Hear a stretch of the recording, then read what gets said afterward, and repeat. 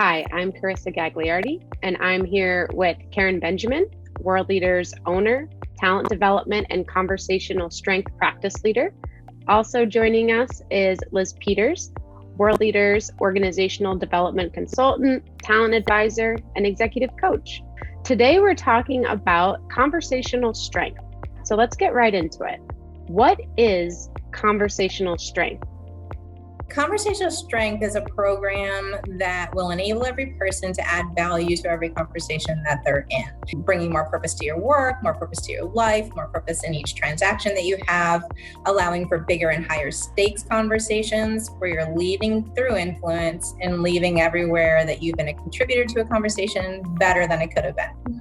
To build on what you're saying, everybody's a leader. So we think of leaders as having followers. Well, the reality is in every conversation, you can be a leader, leading your own thoughts, leading your listening capability, whether it's in work, but most especially in work, but also in family, friends, etc.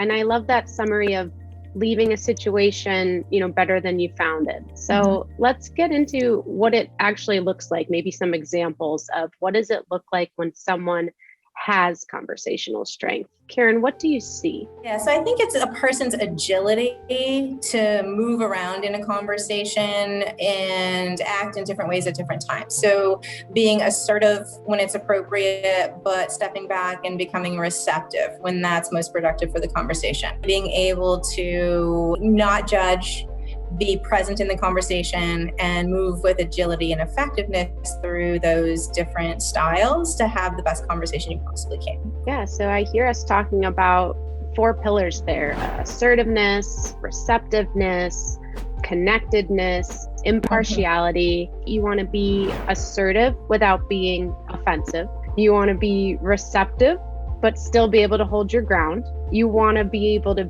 connect with people, but not be hindered by those connections. And you want to be impartial without creating hostility. So if we go ahead and flip that, what does it look like? What have both of you seen when someone doesn't have conversational strength? I think it's the absence of what you said. It's not being impartial. It's driving to a judgment before being receptive. It's being offensive. It's being aggressive instead of being open. Assertive is great.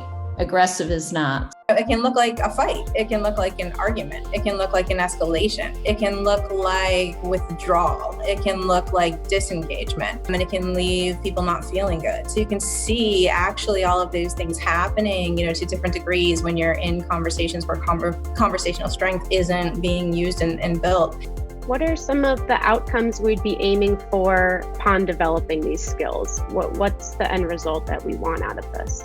So I think it is that all the participants, in the conversational strength program are, building those layers of strength. So it's easy to use a gym analogy. Like when you first go, you can lift a certain amount of weight. The program allows you to start doing it under the highest of stakes, the most personal of conversations. As the conversations get heavier and you're building these skills and strengths through the program, you're able to, handle the highest stakes conversation. Like you said earlier, be assertive without being offensive, receptive and hold your ground, and leave every conversation better than where it was when you started. I also think there's an element, the strength is not just in the conversation, but there's an element of strength in your core. So that when you are having a conversation, even if the person on the other side has not been through the program or is maybe coming at you or you're feeling attacked, that you're able to hold your ground and still make it a productive conversation and achieve the end that you're aiming for. Yeah, I think it's a lot about having your voice be heard, whether it's your voice, your leader's voice, your team's voice, and being heard and respected either by internally your team or your customers. I think we did a great job of explaining the program, giving a good overview. Let's wrap up here and talk about how someone gets started. If a leader or a team or an individual wants to learn more about developing conversational strength, what can they do? So we can start with a conversation. We can reach right out to us and we'll just want to explore more about what you, your team members are going through and talk specifically about the details of the program and how we custom fit it to your situation. Conversational strength is an exciting concept, an exciting way to be, and we're very excited to hear from you. Great. Thank you, Karen and Liz, so much for your time today. It was great learning from both of you. And remember, as we demonstrated here today, everything happens through conversation.